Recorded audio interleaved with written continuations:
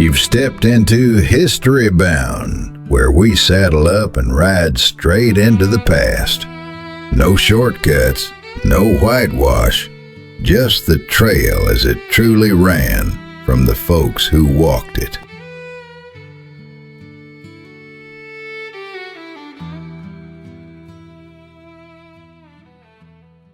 Now pull up a chair and settle in, because I'm going to tell you the whole story of what happened down in Athens, Tennessee, back in 1946.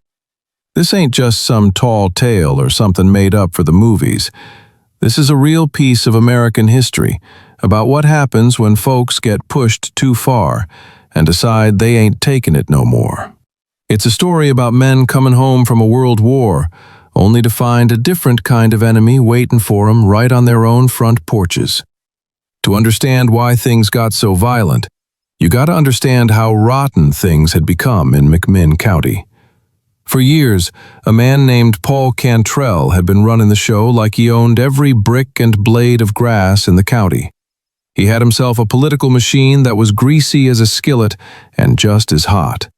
Cantrell had been the sheriff, then he moved up to state senator, and he made sure his hand-picked cronies were always in the positions of power. They weren't interested in serving the people. They were interested in lining their pockets. The way they made their money was through a fee system that was flat-out criminal. See, the sheriff and his deputies got paid for every person they arrested. It didn't matter if the person actually did something wrong or not. They'd wait by the side of the road and pull over folks passing through, charging them with public drunkenness or vagrancy just to collect the fee. They were preying on the poor and the working folks, treating the badge like a license to steal.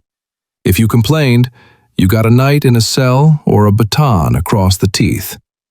They were using fear to keep everyone quiet, and for a long time, it worked. Then came the end of World War II. Now, you got to imagine these boys from Athens. They'd been sent off to the mud of France, the jungles of the Pacific, and the mountains of Italy. They'd seen the worst the world had to offer, and they'd spent years fighting for the idea of freedom and democracy. They were used to carrying rifles and facing down tyrants. When they finally got off those troop ships and trains, heading back to the hills of Tennessee, they were looking forward to a little peace and quiet. But what they found was a town where they couldn't even cast a vote without some thug in a deputy's uniform breathing down their necks. These veterans started looking around and seeing the deputies harassing their fathers and brothers. They saw the rigged elections where the dead were voting and the living were being turned away. They started talking amongst themselves, whispering in the barber shops and on the street corners, saying that they didn't cross an ocean to fight fascism just to let it sit in the sheriff's office back home. They decided they were going to fight back, but they wanted to do it the right way first. They formed the GI Non-Partisan League. They picked out 5 of their own, honest men, veterans with clean records, to run for office against Cantrell's men in the August primary. The machine didn't take them seriously at first. They figured they'd just do what they always did: bully the voters, steal the boxes, and declare themselves the winners. But the veterans were smart. They started organizing, going house to house, telling folks that this time their votes were actually going to count. They even hired their own poll watchers to make sure everything stayed on the up and up. But as Election Day, August 1st, 1946, rolled around, the tension in Athens was thick enough to cut with a knife. Cantrell and his main man, Sheriff Pat Mansfield, knew they were in trouble. They brought in about 200 special deputies from out of town, mostly rough characters who were looking for a fight. These guys were armed to the teeth and spread out across the polling places. Right from the jump, things turned ugly. When an elderly black man named Tom Gillespie tried to cast his ballot at the Waterworks precinct, a deputy blocked his way and started using racial slurs. When Tom stood his ground, the deputy pulled out brass knuckles and decked him, then shot the poor man in the back as he tried to run away. That was the spark that started the fire. Word of the shooting spread through town like a wildfire. The veterans were seeing their poll watchers being arrested and beaten. They saw deputies grabbing the ballot boxes and hauling them off to the county jail instead of counting them in public like the law required. The vets realized that the machine wasn't just bending the rules, they were breaking the whole system in broad daylight. A bunch of the veterans gathered at their headquarters, realizing that talking wasn't going to do it no more. They needed to level the playing field. Now, Athens didn't have much in the way of firepower, but the local National Guard armory was sitting right there. A group of vets broke in and made off with rifles, pistols, and a whole lot of ammunition. They weren't looking to start a war, but they were determined to finish the one the machine had started.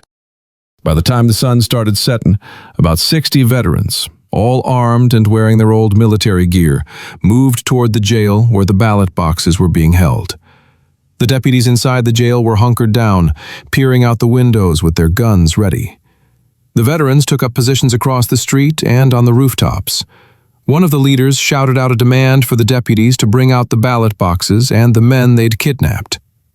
The answer from the jail was a volley of gunfire.